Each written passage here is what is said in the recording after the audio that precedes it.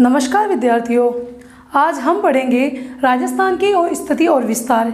मैंने आपको राजस्थान की स्थिति और विस्तार का पहला पार्ट पहले पढ़ा दिया था। उसके अंदर हमने पढ़ा था राजस्थान की अक्षांशीय व देशांतरीय विस्तार, राजस्थान की स्थिति विश्व में कहाँ है, एशिया में कहाँ है। तो ये सबकी अपन ने चर्चा कर ली थी। तो अपन पढ़ेंगे आज राजस्थान की स्थिति विस्तार का सेकंड पार्ट। तो शुरुआत करते हैं फटाफट से। उससे पहले आप मेरे चैनल को लाइक कीजिए, सब्सक्राइब कीजिए और बेल आइकन को प्रेस करना ना भूलिए। तो फटाफट से हम शुरुआत करते हैं राजस्थान की स्थिति और विस्तार की। तो देखिए, अपना जो टॉपिक चल रहा था वो था राजस्थान की स्थिति और विस्तार, और आगे अपन पढ़ेंगे कर्क रेखा।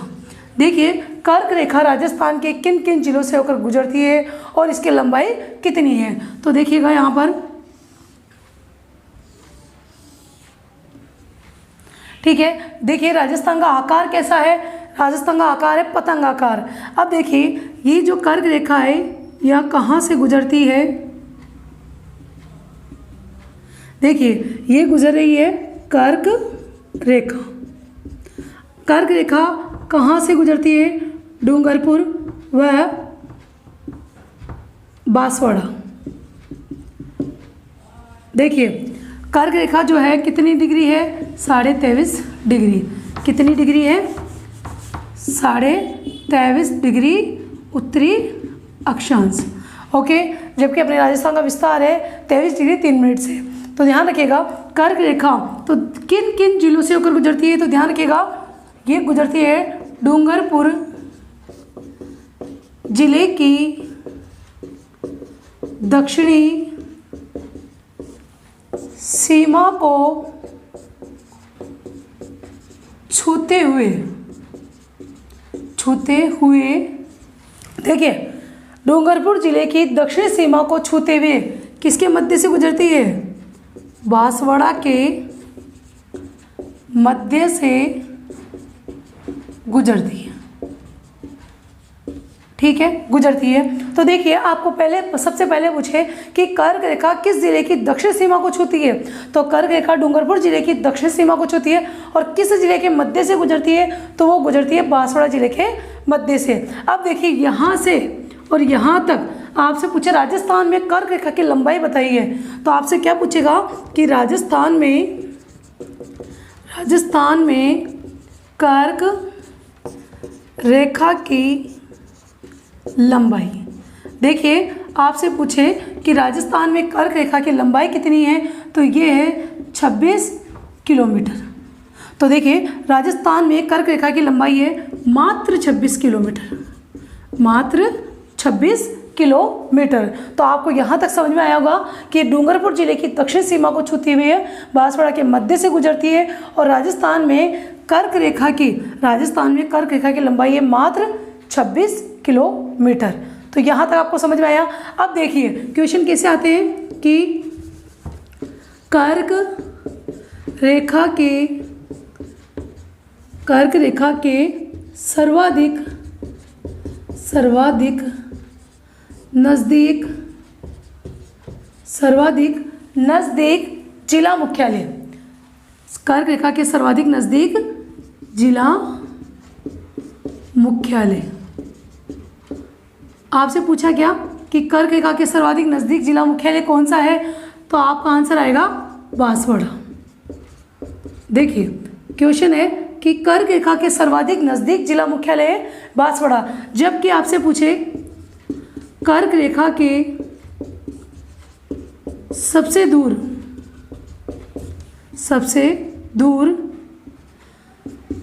जिला मुख्यालय, सबसे दूर जिला मुख्यालय पूछे। देखिए, सबसे पास में जिला मुख्यालय नज़दीक जो है वो है बांसवाड़ा। लेकिन आपसे पूछे कर्क रेखा के सबसे दूर जिला मुख्यालय, सबसे दूर स्थित जिला मुख्यालय कौन सा होगा? श्री गंगानगर। तो ये थोड़ा ध्यान रखिएगा। बहुत सारे यहाँ पे डूंगरपुर कर देते हैं क्योंकि 2 जिले याद होते हैं कर्क रेखा संबंधित कि कर्क रेखा राजस्थान में किन किन जिलों से होकर गुजरती है। डूंगरपुर जिले की दक्षिण सीमा को छूते हुए बांसवाड़ा के मध्य से गुजरती है। लेकिन आपसे ये क्वेश्चन पूछ लेते हैं कि कर्क रेखा के सबसे नज़दीक जिला मुख्यालय बांसवाड़ा। कर्क रेखा के सबसे दूर स्थित जिला मुख्यालय कौन सा? श्री गंगानगर। तो यहाँ तक आपका कंप्लीट है। तो फटाफट से देखिए आगे बढ़ते हैं अपन। अब देखिए आपसे पूछेगा क्वेश्चन क्या कि कर्क रेखा की सर्वाधिक लंबाई, कर्क रेखा की सर्वाधिक लंबाई किस जिले में पड़ती है? कर्क रेखा की सर्वाधिक लंबाई वाला जिला पूछे तो उसका आंसर भी क्या होगा आपका? बांसवाड़ा। अब देखिएगा, देखो कर्क रेखा की सर्वाधिक लंबाई वाला जिला, कर्क रेखा की सर्वाधिक लंबाई वाला जिला होगा बांसवाड़ा, जबकि कर्क रेखा की न्यूनतम लंबाई वाला जिला, न्यूनतम लंबाई वाला जिला होगा डूंगरपुर। देखिए कर्क रेखा की सर्वाधिक लंबाई वाला जिला है बांसवाड़ा, मतलब कर्क रेखा की राजस्थान में सर्वाधिक लंबाई किस जिले में दर्ज की गई? बांसवाड़ा में। जबकि कर्क रेखा की न्यूनतम लंबाई वाला जिला है डूंगरपुर। जबकि कर्क रेखा से दूर स्थित जिला मुख्यालय कौन सा है? श्री गंगानगर। तो आपको यहाँ पर कोई कंफ्यूजन नहीं। तो देखिए अब देखिए कर्क रेखा की हो गया, लेकिन आपसे क्वेश्चन क्या पूछेगा? कर्क रेखा पर क्षेत्रफल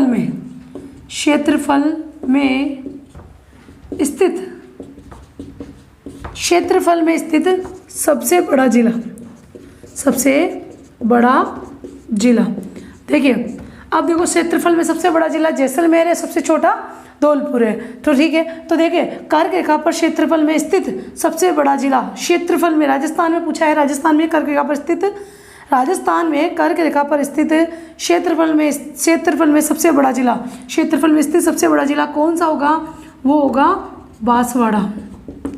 अब इसी की जगह आपको चेंज करके पूछ रहे, राजस्थान में कर्क रेखा पर क्षेत्रफल में स्थित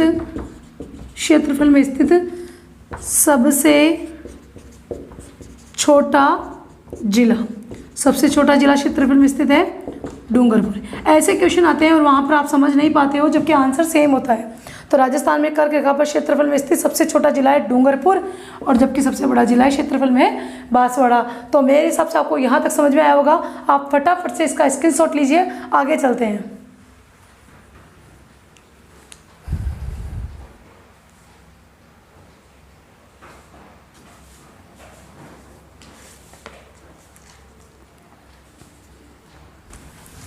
देखिएगा, अब देखिए सबसे पहले सूर्य उदय व अस्त। देखिए सबसे पहले सूर्य उदय व अस्त, सबसे पहले सूर्य उदय कहाँ होता है और सबसे पहले ही अस्त कहाँ होता है? देखिएगा, जहाँ सबसे पहले उदय होगा वहीं सबसे पहले अस्त भी होगा। तो सबसे पहले सूर्य उदय होता है कहाँ पर? धौलपुर में। कहाँ पर होता है? धौलपुर में। इसकी जगह आपसे पूछे सबसे बाद में सूर्य उदय व अस्त, तब आपका आंसर आएगा सबसे बाद में कहाँ होता है? जैसलमेर में। तो देखिएगा सबसे बाद में सूर्य उदय व अस्त होता है जैसलमेर में। ठीक है, यहाँ तक नॉर्मल क्वेश्चन है, आपको याद भी रहते हैं कि सबसे पहले सूर्योदय और अस्त कहाँ होता है? धौलपुर में, और सबसे बाद में कहाँ होता है? सूर्योदय और अस्त जैसलमेर में। लेकिन आपसे पूछ लेते हैं, बताइए जैसलमेर में सूर्योदय 4 बजे हुआ तो बताइए धौलपुर में कितने बजे होगा? धौलपुर में सूर्योदय 5 बजे हुआ तो बताइए जैसलमेर में कितनी बजे होगा? और ऐसे क्वेश्चन आते हैं खूब सारे। तो अपन क्या करेंगे, थोड़ा ध्यान रखिएगा। यहाँ पर एक मैं आपको समझा रही हूँ, देखिए ये है पूर्व और ये है पश्चिम। ओके, ये पूर्व और ये पश्चिम, ये है जैसलमेर और ये है धौलपुर। ठीक है, पूर्वी और पश्चिमी। अब देखिए यहाँ से ये है 69 डिग्री 30 मिनट से कहाँ 78 डिग्री 17 मिनट पूर्वी देशांतर। ठीक है, ये इसका देशांतरी विस्तार है, ध्यान रखिएगा। पूर्वी देशांतर से लेकर कहाँ तक? पूर्वी देशांतर तक, 78 डिग्री 17 मिनट पूर्वी देशांतर तक। तो देखिए यहाँ सूर्य उदय हुआ 5 बजे, तो यहाँ सूर्य उदय कितने बजे होगा, ये पूछते हैं अक्सर क्वेश्चन। तो ध्यान रखिएगा, मैं आपको बता रही हूँ यहाँ पर 1 डिग्री देशांतर पार करने में कितना समय लगता है? 4 मिनट का समय लगता है। तो देखिए आपको पता है टोटल देशांतर कितने होते हैं? 360 डिग्री होते हैं। तो ध्यान रखना 1 डिग्री देशांतर पार करने में 4 मिनट का समय लगा। तो देखिए आपसे पूछेगा कि आपका देशांतरी अंतर को कितना है, मैंने आपको पहले बता दिया था। तो आपका देशांतरी अंतर है जो है 8 डिग्री 47 मिनट का है। तो 8 डिग्री 47 मिनट देशांतर पार करने में कितना समय लगेगा? कितना समय लगेगा? तो देखिए क्या करना है आपको, 8 इंटू 4, ओके, 8 को मल्टीप्लाई करना है 4 से और मिनट को भी कर देना है अपन को 4 से। तो देखिए इसका जो आंसर आता है वो आता है 32 और इसका जो आंसर आता है वो आता है 188 सेकेंड। देखिए तो आपके पास आ गया 32 मिनट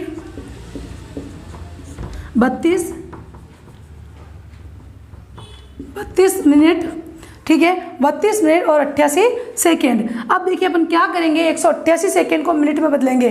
तो ध्यान रखना 188 सेकेंड को मिनट में बदलने के लिए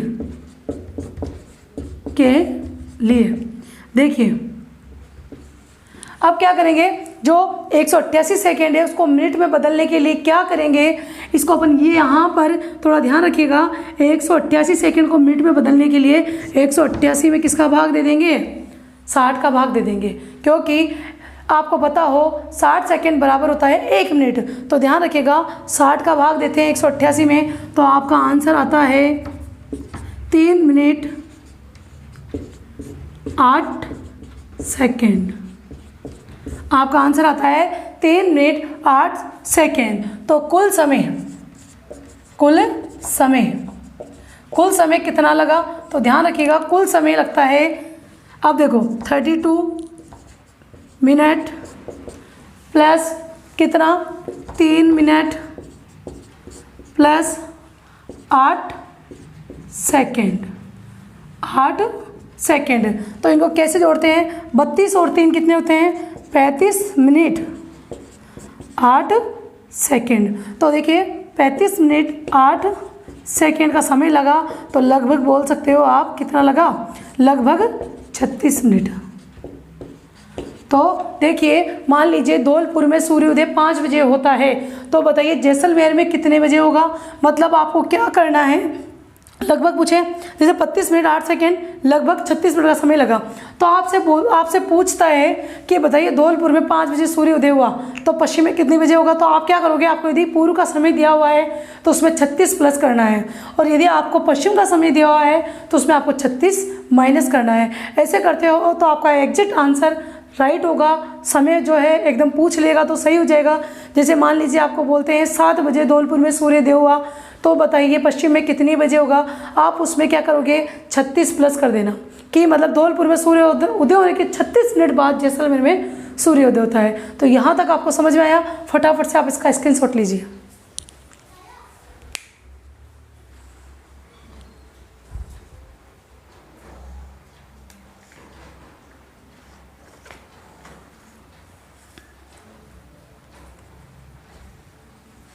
आपको पता चला कि सूर्योदय सबसे पहले कब कितना समय लगता है ये पता चल गया, कर्क रेखा का क्वेश्चन पता चल गए। अब अपन आगे बढ़ते हैं। देखिए सबसे बड़ा जिला, अब देखिए मैं आपके सामने 2 तरह के क्वेश्चन रख रही हूँ, सबसे बड़ा जिला और सबसे छोटा जिला, ठीक है। अब देखिए यहाँ पर क्षेत्रफल में और किसमें, जनसंख्या में। और यहाँ पर भी क्षेत्रफल में और किसमें, जनसंख्या में। तो देखिए आपसे पूछे सबसे बड़ा जिला क्षेत्रफल की दृष्टि से राजस्थान का सबसे बड़ा जिला, तो यहाँ मैं लिख देती हूँ राजस्थान। अब हम पढ़ रहे हैं राजस्थान का सबसे बड़ा जिला और राजस्थान का सबसे छोटा जिला। राजस्थान भूगोल पढ़ रहे हैं अपन, राजस्थान जीके पढ़ रहे हैं, राजस्थान सामान्य ज्ञान पढ़ रहे हैं, तो ध्यान रखिएगा जो भी बात करेंगे राजस्थान के संदर्भ में करेंगे। तो देखिए राजस्थान का सबसे बड़ा जिला क्षेत्रफल में कौन सा होगा, जैसलमेर। ठीक है, जैसलमेर। और सबसे छोटा, सबसे बड़ा जो जनसंख्या की दृष्टि सबसे बड़ा कौन सा होगा, जयपुर। देखिएगा जयपुर। तो देखिएगा जैसलमेर का जो क्षेत्रफल है वो है 38,401 वर्ग किलोमीटर। कितना है, 38,401 वर्ग किलोमीटर, 38,401 वर्ग किलोमीटर। और जयपुर की जो जनसंख्या है वो कितनी है, लगभग 30 लाख, 2011 की जनगणना के अकॉर्डिंग। ध्यान रखना, तो ध्यान रखना जयपुर जनसंख्या की दृष्टि से सबसे बड़ा है, लगभग 30 लाख जनसंख्या है वहाँ की। अब उसी के साथ देखो क्षेत्रफल, क्षेत्रफल में सबसे छोटा जिला है धौलपुर। कौन सा है, धौलपुर। कितना है, 3033 वर्ग किलोमीटर।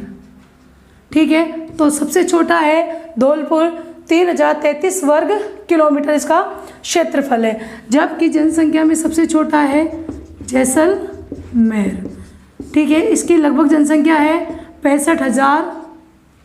ध्यान रखना लगभग इसकी जनसंख्या है 65,000, जबकि धौलपुर का जो क्षेत्रफल है वह है 3033, जबकि 38,401 वर्ग किलोमीटर क्षेत्रफल है जैसलमेर का। अब देखिए जो जैसलमेर का पूछ लेते हैं कि राजस्थान के क्षेत्रफल का जैसलमेर का क्षेत्रफल कितना है, तो ध्यान रखिएगा राजस्थान के क्षेत्रफल का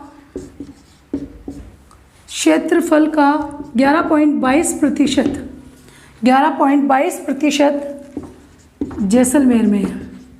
कितना परसेंट जैसलमेर में है। तो आपसे क्वेश्चन कर सकते हैं कि राजस्थान के क्षेत्रफल का कितना प्रतिशत जैसलमेर में पाया जाता है, 11.22%।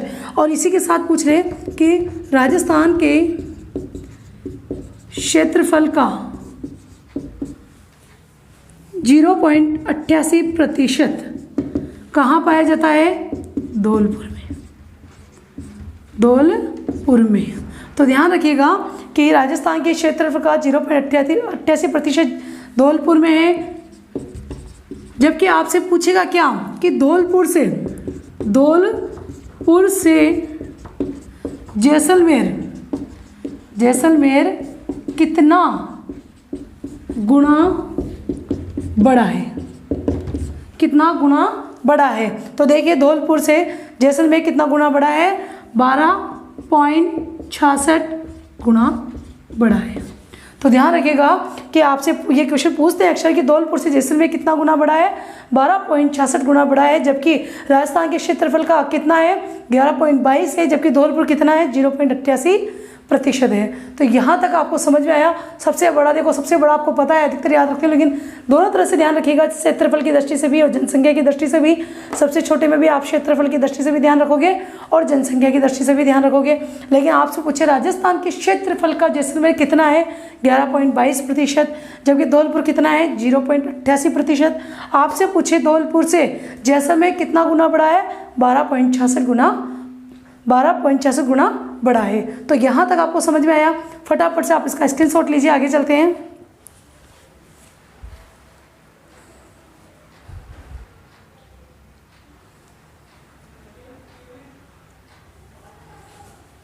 देखिए अपन ने पढ़ लिया है सभी कि सबसे बड़ा सबसे छोटा कौन सा है। तो देखिए अब अपन पढ़ेंगे इसकी जो मुख्य क्वेश्चन आते हैं, स्थलीय सीमा, राजस्थान की स्थलीय सीमा। तो देखिए राजस्थान की स्थलीय सीमा की कुल लंबाई। देखिए राजस्थान की स्थलीय सीमा की कुल लंबाई। देखिए आपको इसमें दिख रहा होगा कि राजस्थान की मैंने स्थलीय सीमा लिखा है, जलीय सीमा क्यों नहीं लिखा है? क्योंकि आपको पता है राजस्थान में कोई सागर महासागर नहीं है और राजस्थान कोई जलीय सीमा नहीं बनाता है। तो राजस्थान की क्या पूछा आपने कि राजस्थान की स्थलीय सीमा की कुल लंबाई बताइए। तो राजस्थान की स्थलीय सीमा की कुल लंबाई है 5,920 वर्ग किलोमीटर। देखिए यहाँ तक आपको समझ में आया। इसी के साथ मैं आपके सामने मैप बनाती हूँ और मैप के माध्यम से जल्दी से जानेंगे।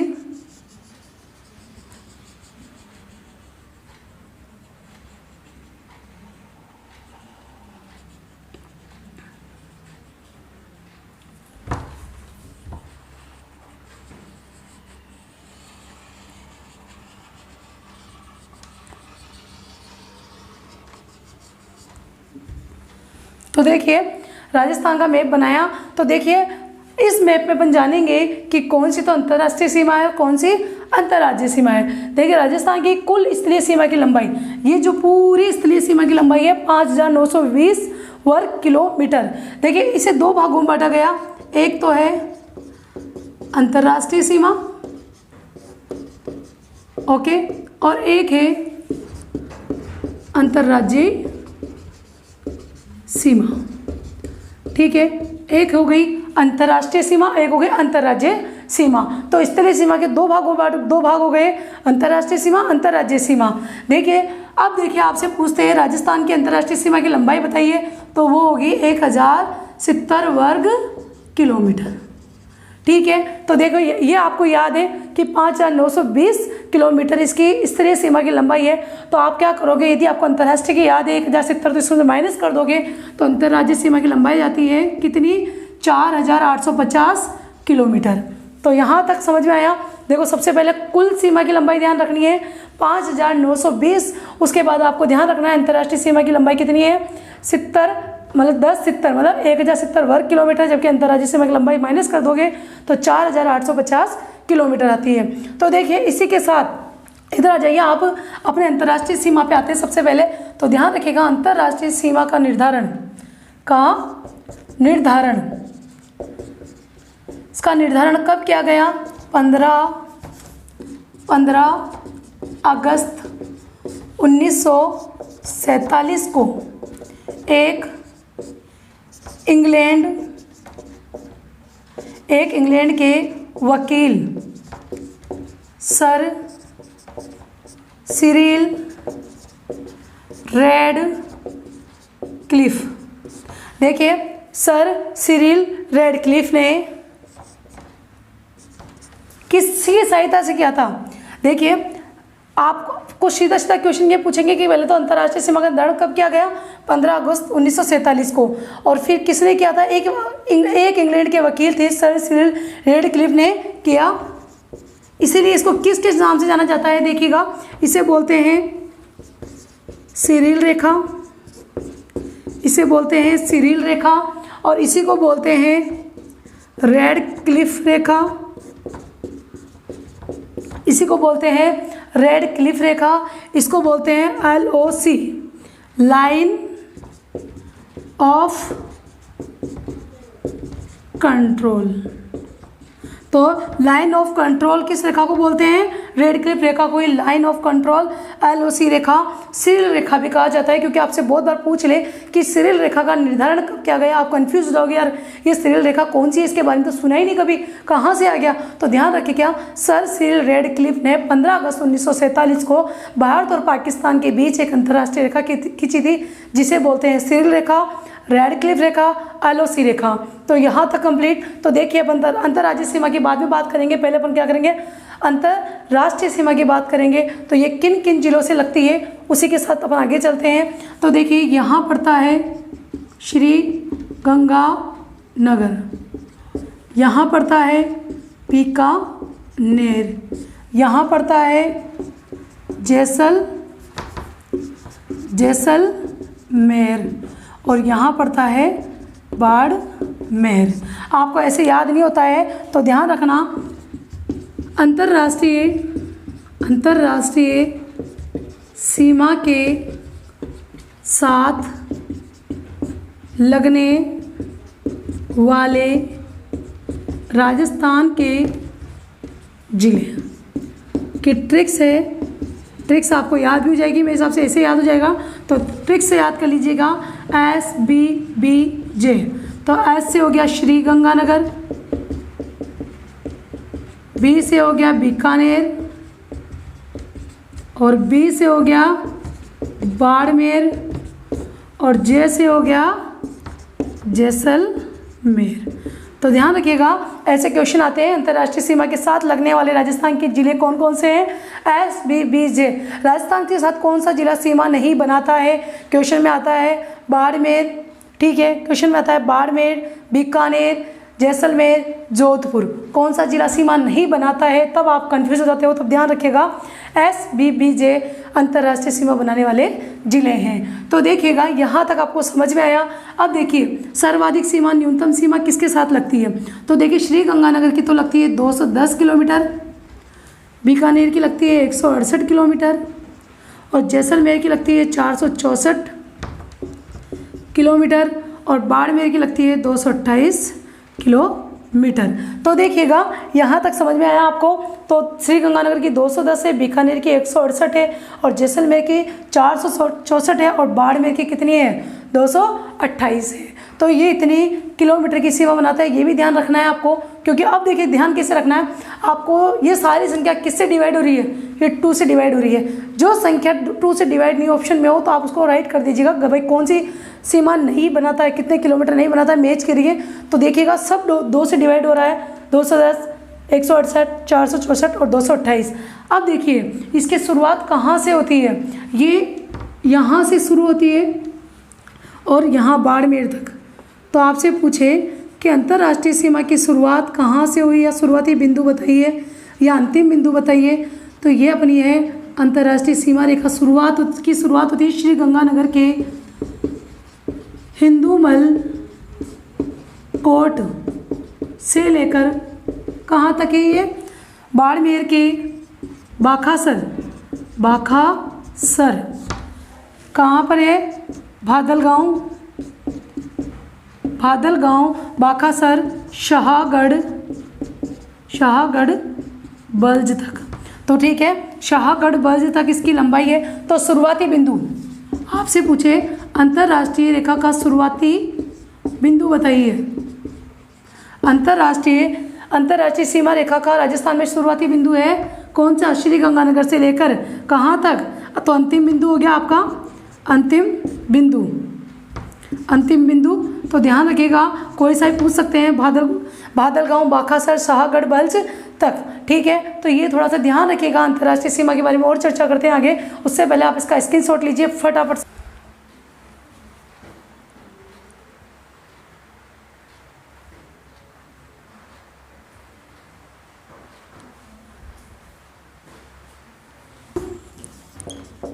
सर्वाधिक अंतर्राष्ट्रीय सीमा लगती है, ठीक है। अब इसी की जगह आ जाए न्यूनतम अंतर्राष्ट्रीय सीमा लगती है। देखिए, एक तो पूछ रहे कि सर्वाधिक अंतर्राष्ट्रीय सीमा राजस्थान के किस जिले के साथ लगती है और न्यूनतम अंतर्राष्ट्रीय सीमा किस जिले के साथ लगती है। तो देखो, सर्वाधिक आपको पता है, मैंने लिखाया था 464 किलोमीटर है, जो किसके साथ लगती है? जैसलमेर के साथ, ठीक है। और देखो, न्यूनतम अंतर्राष्ट्रीय सीमा लगती है किसके साथ? 168 किलोमीटर, किसके साथ? बीकानेर के साथ, ठीक है। तो ध्यान रखिएगा, न्यूनतम और सर्वाधिक। अब इसी के साथ देखो, पूछेगा क्या कि अंतर्राष्ट्रीय सीमा रेखा के सर्वाधिक नज़दीक जिला मुख्यालय देखिएगा। तो देखिए, अंतर्राष्ट्रीय सीमा रेखा के सर्वाधिक नज़दीक जिला मुख्यालय तो आएगा श्री गंगानगर। तो जो सबसे नज़दीक जिला मुख्यालय है वो है श्री गंगानगर। इसी के साथ आ जाए दूरस्थ स्थित यानी दूर स्थित जिला मुख्यालय, दूर स्थित जिला मुख्यालय आ जाए तो आपको करना है बीकानेर। ठीक है, यहाँ तक कंप्लीट। देखिए सर्वाधिक अंतर्राष्ट्रीय सीमा लगती है जैसलमेर के साथ 464 किलोमीटर, न्यूनतम अंतर्राष्ट्रीय सीमा लगती है 168 किलोमीटर बीकानेर के साथ। उसी के साथ आपसे पूछे अंतर्राष्ट्रीय सीमा के सर्वाधिक नज़दीक जिला मुख्यालय कौन सा है, श्री गंगानगर है। और उसी के साथ आपसे पूछे दूरस्थ स्थित जिला मुख्यालय कौन सा है, बीकानेर। जो अंतर्राष्ट्रीय सीमा रेखा से सबसे दूर स्थित जो जिला मुख्यालय है वो है बीकानेर। देखिए जो ये अंतर्राष्ट्रीय सीमा रेखा है, अंतर्राष्ट्रीय सीमा रेखा विश्व की एकमात्र ऐसी रेखा है जिसका निर्धारण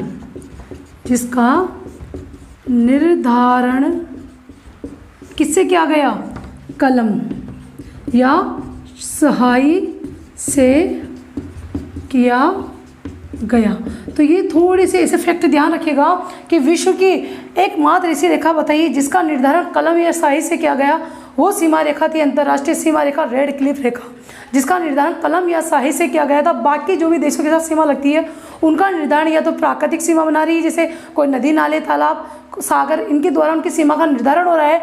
लेकिन अंतर्राष्ट्रीय रेड क्लिफ रेखा एकमात्र ऐसी रेखा है जिसका निर्धारण कलम या स्याही से किया गया। तो यहाँ तक आपको समझ में आया। फटाफट से आप इसका स्क्रीनशॉट लीजिए, आगे चलते हैं।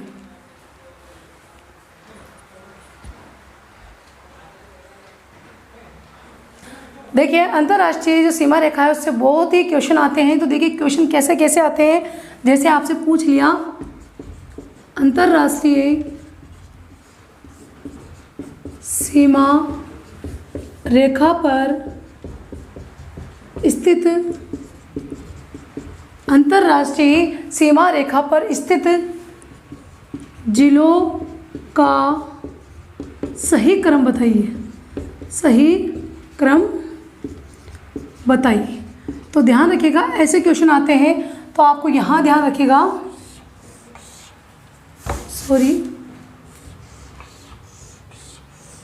देखिए ये क्या बन गई, सीढ़ियाँ बन गई। और जब भी अपन सीढ़ियों से ऊपर की ओर चलते हैं तो काउंटिंग बढ़ती जाती है, काउंटिंग घटती नहीं है, काउंटिंग क्या होती है, बढ़ती जाती है। तो देखिएगा सबसे पहले यहाँ अपन लिखते हैं बीकानेर, कितना 168 किलोमीटर। फिर इसके बाद लिखते हैं श्री गंगानगर, काउंटिंग बढ़ानी है अपने को तो 210 किलोमीटर। उसके बाद यहाँ लिखते हैं बाड़मेर, बाड़मेर कितना 228 किलोमीटर। फिर यहाँ लिखते हैं जैसलमेर, जैसलमेर कितना 464 किलोमीटर। यदि आपको ऐसे 4 सीढ़ियाँ बना ली आपके क्वेश्चन आसान हो जाएंगे। देखिए कैसे, बीकानेर, श्रीगंगानगर, बाड़मेर, जैसलमेर। सबसे पहले आपको ये ध्यान रखना है, क्रम ध्यान रखना छोटे से बड़े की ओर। तो देखिए आपको क्या पूछेगा, अंतर्राष्ट्रीय सीमा पर स्थित जिलों का सही क्रम बताइए। कैसे पूछेगा, जैसे बोलेगा आरोही क्रम बताइए, और इन्हीं में अपन गलत करते हैं और आपसे पूछे अवरोही क्रम बताइए तो आप यहाँ कंफ्यूज हो जाइएगा। तो आप कंफ्यूज मत होइएगा, यहाँ पे ध्यान रखिएगा कि 4 सीढ़ियाँ बनानी है, बीकानेर, श्रीगंगानगर, बाड़मेर और जैसलमेर। तो ठीक है, यहाँ तक आपने बनाई। अब देखिए आपको एक एरो ऐसे करके ऊपर की ओर खींचना है। कहाँ से, नीचे से ऊपर की ओर एक एरो खींचना है और ऊपर से नीचे की ओर एक एरो ऐसे खींचना है। तो ये वाला जो होगा, सबसे पहले क्या लिखा मैंने, आरोही। तो आप सबसे पहले क्या लिखोगे, आरोही क्रम। इसको बोलते हैं बढ़ते क्रम में। ठीक है, दोनों चीज़ लिख रही हूँ मैं, आरोही क्रम मतलब बढ़ते क्रम में, और अवरोही मतलब घटते क्रम में। तो ये थोड़ा सा ध्यान रखिएगा, इस टाइप के क्वेश्चन आए तो आप गलत मत करिएगा, क्योंकि इसमें आता है अधिकतर ये कि अंतर्राष्ट्रीय सीमा पर आरोही अवरोह में अपन सबसे ज़्यादा गलती करते हैं। कुछ मत करिएगा, आप सबसे पहले जैसलमेर, फिर बाड़मेर, श्रीगंगानगर और फिर बीकानेर। इसको ऐसे जमाइए 4 सीढ़ियाँ, इनके आप यदि 4 सीढ़ियाँ लिख लीजिए, आपको ये याद नहीं है कि आंकड़े याद नहीं है तो कोई बात नहीं है, फिर आप एक एरो ऊपर खींचिए और एक एरो नीचे कीजिए। सबसे पहले आता है आरोही, फिर आता है अवरोही, तो आपका क्रम सही हो जाएगा। अब देखिए इसी के साथ आता है अंतर्राष्ट्रीय सीमा पर स्थित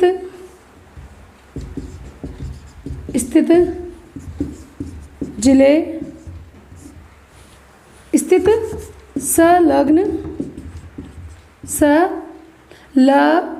जिले। देखिए अंतर्राष्ट्रीय सीमा पर स्थित संलग्न जिले, संलग्न जिले, संलग्न जिले कौन कौन से हैं? तो ऐसे कैसे क्या याद करोगे आप? देखो सबसे पहले आपको पता है सबसे ऊपर क्या आ रहा है, श्री गंगानगर आ रहा है। थोड़ा मेरे ध्यान रखिएगा, श्री गंगानगर के बाद क्या आ रहा है, बीकानेर आ रहा है, बीकानेर आ रहा है। उसके बाद क्या आ रहा है, बीकानेर के बाद आ रहा है जैसलमेर, और जैसलमेर के बाद क्या आ रहा है, जैसलमेर के बाद आ रहा है बाड़मेर। तो देखो अंतर्राष्ट्रीय सीमा पर स्थित संलग्न जिले बताइए, उत्तर से दक्षिण। क्वेश्चन कैसे पूछेगा, उत्तर से दक्षिण या दक्षिण से उत्तर। तो आपको क्या करना है, पहले तो ये ध्यान रखना है, और ये एक एरो नीचे करना है और एक एरो ऊपर करना है। ये है उत्तर और ये है दक्षिण। तो देखिए एक एरो नीचे करा तो उत्तर से दक्षिण हो गया, और इधर देखोगे तो आप कैसे होगा, दक्षिण से उत्तर। तो कैसे भी पूछे, लेकिन आपको पहले क्रम ध्यान रखना है, मैप ध्यान रखना है, इसके अकॉर्डिंग आप क्वेश्चन कर पाओगे। तो श्री गंगानगर, बीकानेर, जैसलमेर, बाड़मेर, ये उत्तर से दक्षिण की ओर क्रम है। आपसे अपोजिट पूछे कि दक्षिण से उत्तर की ओर बताइए तो एक एरो ऊपर खींच दो और आप देख लो कि कौन सा राइट क्वेश्चन है। तो यहाँ तक समझ में आया, फटाफट से स्क्रीनशॉट लीजिए, आगे चलते हैं।